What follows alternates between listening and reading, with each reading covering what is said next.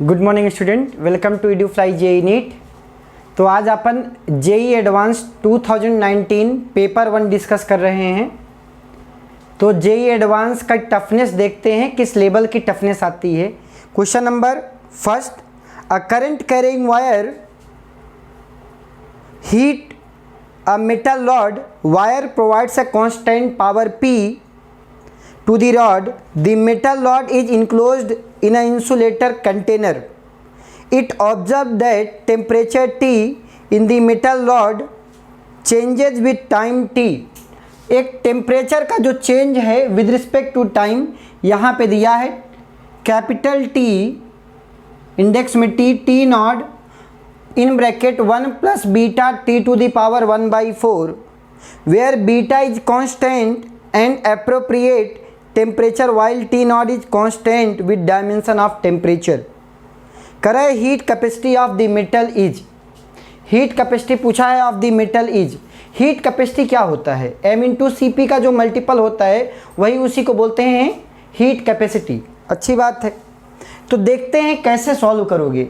Basically heat capacity जो dq होता है m इंटू CP, इसी को बोलते हैं हीट कैपेसिटी। अब यहाँ पे एक काम करो, हीट कैपेसिटी को हम सपोज मान लेते हैं h है बेटे। तो रेट ऑफ हीट कैपेसिटी क्या होगा? Q इंटू यहाँ पे डेल्टा T, Q बराबर m into CP delta T होता है। तो यहाँ पे dt रख देंगे, dt। अब ये जो आपके पास हीट है, रेट ऑफ हीट ट्रांसफ़र क्या दिया है कि यहाँ पावर जो है वो मेटल रॉड को सप्लाई कर रही है। तो साहब जो पावर है dq बाई dt होता है। इसका मतलब विद रिस्पेक्ट टू टाइम इसको भी डिफ्रेंशिएट करना पड़ेगा।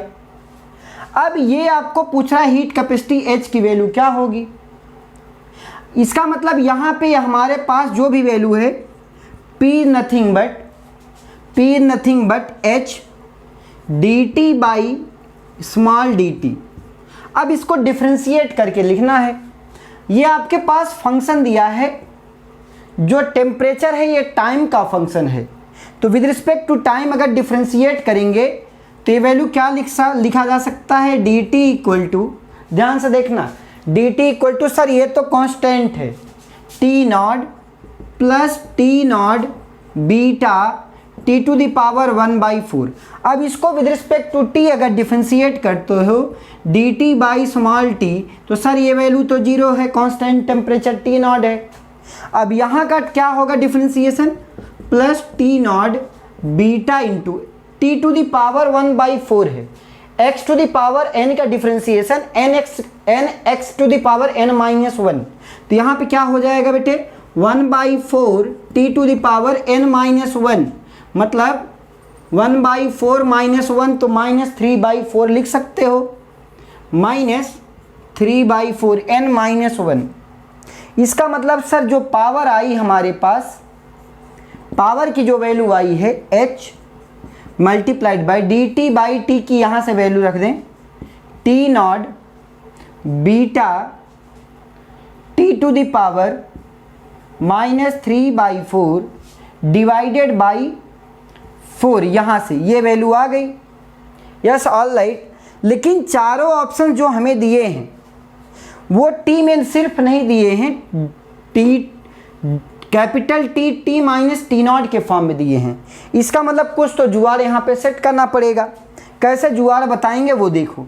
यहाँ से T की पावर 1/4 की वैल्यू क्या हो जाएगी? यहाँ से T की पावर 1/4 क्या हो जाएगा? T इंडेक्स में T माइनस T नॉट बेटे equal to T not beta T to the power 1/4। अब यहाँ से इस T की पावर 1/4 जो ज़रूरत है यहाँ पे, इसकी वैल्यू निकाल लेंगे। Yes, all right. तो यहाँ पे वैल्यू आपके पास क्या हो जाएगी? dt कैपिटल T इंडेक्स में small t minus T not divided by T not into beta is nothing but T की पावर 1/4। ये आपके पास आंसर आया है। T की पावर 1/4 यहाँ पे आपको दिख रहा है। यहाँ पे वैल्यू बस रिप्लेस कर देंगे। इसका मतलब sir 4t 4p equal to h into यहाँ पे 4t equal to h beta into T not divided by t की पावर 3/4। अब यहाँ पे t की पावर 3/4 जो आया है, t की पावर 3/4 की वैल्यू क्या हो जाएगी, h into beta T not divided by 4p। ये इक्वेशन 1 बना लो, और यहाँ पे जो आया है ये, इसको इक्वेशन सेकंड बना लो। इक्वेशन सेकंड जो t की पावर 1/4 है, यहाँ पे वैल्यू ले जाके भर दो। यहाँ पे t की पावर, इसका मतलब ये क्यूब यहाँ पे कर दो, ये पूरे का क्यूब कर देंगे सर। तो यहाँ पे वैल्यू क्या आ जाएगी, capital T minus T not divided by 4t beta T naught का cube, yes all right, is nothing but h into beta T not divided by 4p। अब यहाँ से सिर्फ और सिर्फ h की वैल्यू हीट कैपेसिटी निकालनी थी। तो अगर आप हीट कैपेसिटी निकाल लें, बाकी सब वैल्यू कैंसिल आउट हो जाएंगी। h की वैल्यू क्या मिलेगी, h के आपके पास क्या हो जाएगा, 4p, yes option third, yes आपके पास h की वैल्यू क्या आ जाएगी, देखो 4p, यहाँ से 4p t minus T naught का क्यूब डिवाइडेड बाई, यहाँ से यहाँ पे t का क्यूब, टी नॉट का पावर 3 है, यहाँ से एक टी नॉट आएगा, टी नॉट की पावर 4, बीटा का क्यूब है, यहाँ से एक बीटा आएगा, beta two the power 4। Answer second is correct. तो देखो कितनी वैरायटी है, एक क्वेश्चन कम से कम 4 से 5 मिनट लगेगा। तो ऐसा नहीं है कि मतलब बहुत टफ चीज़ें थी, आपको क्या हीट कैपेसिटी फाइंड आउट करनी थी। तो आपको एक दो ट्रांजिएंट, बेसिकली क्या है, ट्रांजिएंट हीट ट्रांसफ़र है विद रिस्पेक्ट टू टेम्परेचर, जो है with respect to time temperature change हो रहा था, तो उसके अकॉर्डिंग मैंने इसको डिफ्रेंशिएट करके वैल्यू लिखा और यहाँ से हीट कैपेसिटी की वैल्यू निकाला। Yes all right. Consider a spherical gaseous cloud of mass density ρr in free space where r is the radial distance from its center. The gaseous cloud is made of particle of equal mass moving in a circular orbit about their common center with same kinetic energy k. The force acting on the particle is their mutual gravitational force. Rho r is constant in time. The particle number density rho r by m is. तो यहाँ पे देखते हैं आपके पास जो ये question में बोल रहा है कि अगर यहाँ पे आपके पास मास m है और यहाँ पे आपके पास ये रिवॉल्व कर रहा है, गैसियस क्लाउड है with the radius of r, तो यहाँ पे कैसे करेंगे देखते हैं। तो बेटे क्या करेंगे सर, ग्रेविटेशनल फोर्स लगेगा g कैपिटल M छोटा m by r square. Yes all right. It is nothing but equal to half mv square. अब यहाँ पे क्या करना था, 2 से डिवाइड करेंगे, 2 से मल्टीप्लाई करेंगे, is nothing but equal to g m1 m2 by R square is nothing but mv square by R. तो अब in terms of kinetic energy पूछा था, k का टर्म्स था, तो 1/2 से मल्टीप्लाई और डिवाइड कर लेंगे। तो हाफ mv स्क्वायर, अगर आप ध्यान से देखो ये जो टर्म है ये काइनेटिक एनर्जी है, तो ये वैल्यू कितनी आ जाएगी सर, 2k बाई आर। अब यहाँ पे वैल्यू हो गई gmm divided by R square is nothing but 2k by R. एक आर ये कैंसिल हो गया। अब यहाँ से कैपिटल M की वैल्यू निकाल लें। कैपिटल M बराबर क्या हो जाएगा, 2kr divided by g into small m। ये आपके पास टोटल मास है और हमें डेंसिटी चाहिए थी, तो dm छोटे से मास पे यहाँ से सेंटर से r दूरी पे जा करके r पे जाके dr रेडियस का, कितने रेडियस का, dr रेडियस का एक एलिमेंट काटेंगे, r पे जाके dr। ताकि मैं डेंसिटी का फंक्शन लिख पाऊँ। Yes all right. कैसे होगा, आर पे सर जा करके सेंटर से आर दूरी पे जा करके डी आर रेडियस का जो ये स्फीयर है इसमें से एक एलिमेंट काट लो डी आर थिकनेस का। ओके, तो सब इसका मतलब सर डीएम की वैल्यू क्या लिखी जा सकती है, सब वैल्यू कांस्टेंट है, काइनेटिक एनर्जी कांस्टेंट है, 2gm कांस्टेंट है। इसका मतलब 2k divided by g into M छोटा m इंटू डी आर, ये डीएम आ गया। अब डीएम की वैल्यू कैसे लिखेंगे सर, ये एलिमेंटल एरिया डीएम है, कैसे वैल्यू लिखोगे sir, 4 pi R square sphere है sir, 4 pi R square into D R, ये हो गया volume of this elemental ring into density, जो रो है वो कांस्टेंट है, it is equal to 2k divided by g into small m into D R sir.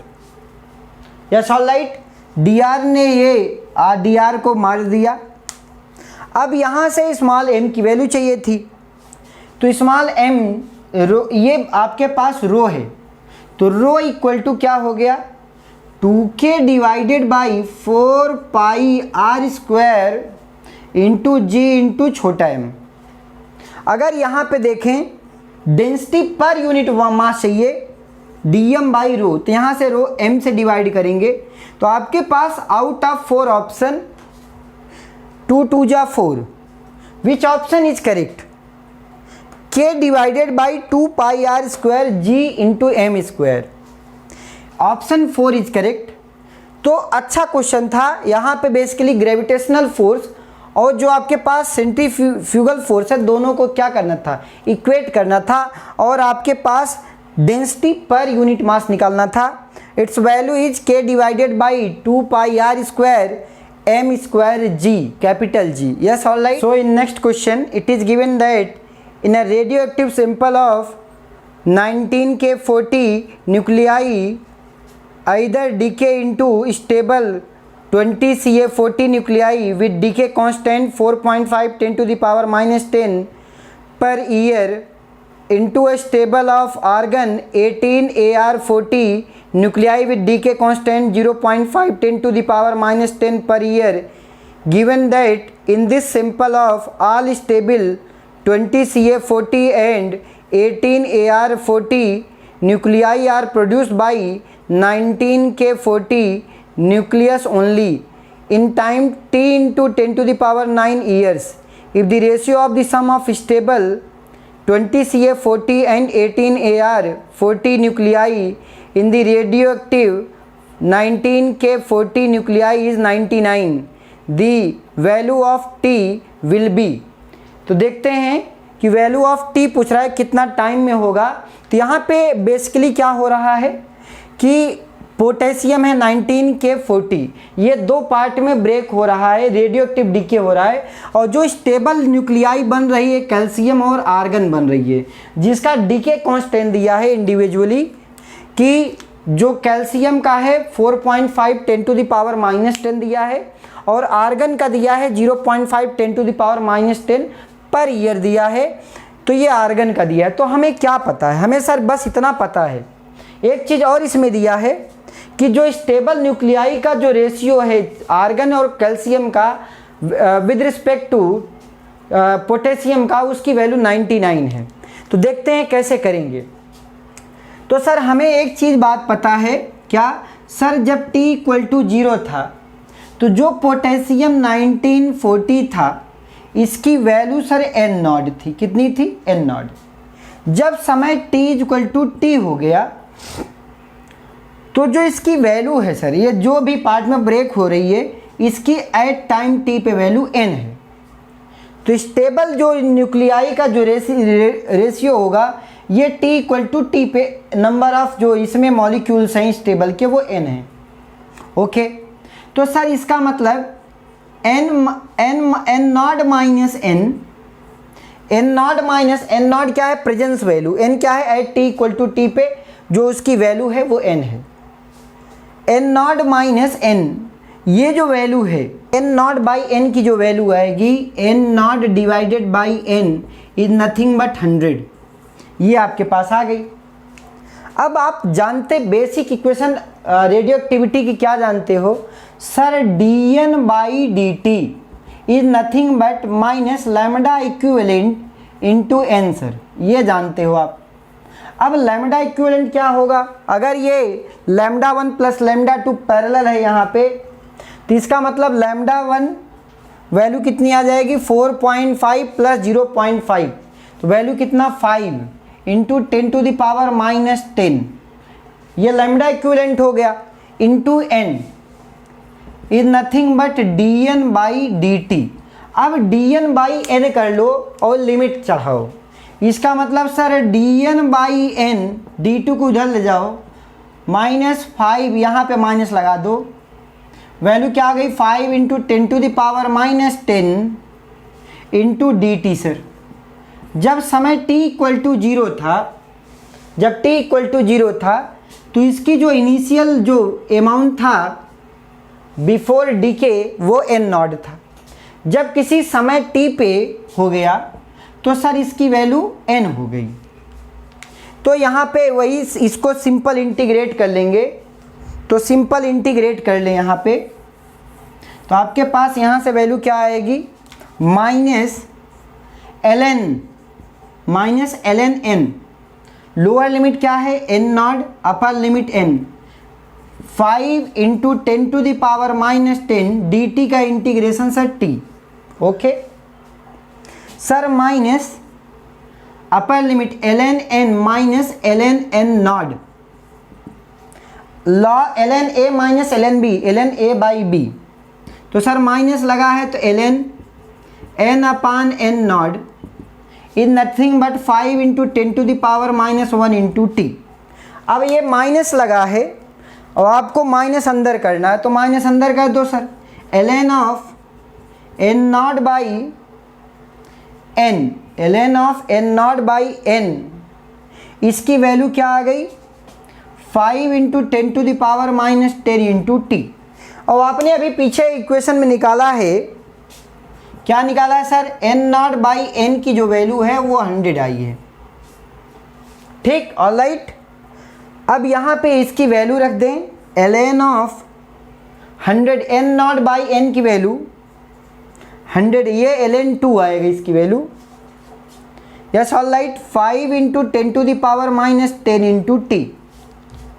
तो यहाँ पे इसकी वैल्यू कितनी आ रही है, ये ln 2 की वैल्यू आपने पढ़ा होगा, अगर लॉग में चेंज करते हो तो sir 2.303 log base 10, log base 10, यहाँ पे इसकी वैल्यू ln 2 लॉग 2 हो जाएगी, लॉग 2 की वैल्यू दिया है 2.303 यहाँ पे दिया है, यहाँ पे 5 into 10 to the power minus 10 into T, sir यहाँ पे 100 लॉग 2 आ जाएगा, इसकी वैल्यू 2.303 इंटू लॉग 2 की वैल्यू 2.303, यहाँ पे 2 आ जाएगा, yes all right, is nothing but 5 into 10 to the power minus 10 into T.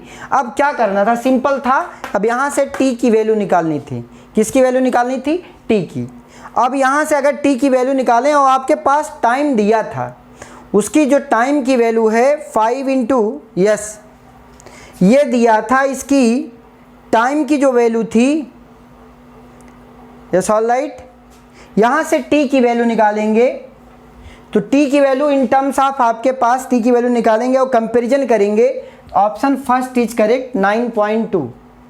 तो इस टाइप के जेईई एडवांस में क्वेश्चन आते हैं, थोड़े से ट्रिकी होते हैं, मतलब ऐसा नहीं है कि आसान क्वेश्चन होते हैं, थोड़े से ट्रिकी होते हैं, लॉग भी यूज कराएगा, सब कुछ कराएगा, but you have to focus on concepts only, कि क्या क्या कॉन्सेप्ट्स लग रहे हैं। देखो यहाँ पे डीके हो रहा था, दो मेटल का हो रहा था, उसका लैम्डा इक्विवेलेंट निकालो, फिर बेसिक लगाओ, फिर इस तरीके से आप आंसर निकाल सकते हो। कहने का मतलब ये है कि जो भी बच्चे जेईई एडवांस की प्रिपरेशन कर रहे हैं, वो किसी भी क्वेश्चन को पढ़ रहे हैं तो उसको इन डेप्थ पढ़ें, उस चैप्टर से 10 ही क्वेश्चन लगाओ, लेकिन इन डेप्थ नॉलेज लो, ठीक, so that you can crack JEE advance. और पूरा करके नहीं जाएं, जितना हो सकता है उतना करें, तो होपफुली सबको समझ में आया ये जितने भी क्वेश्चन मैंने डिस्कस किए हैं। तो आज के लिए बस इतना ही। Thank you all of you.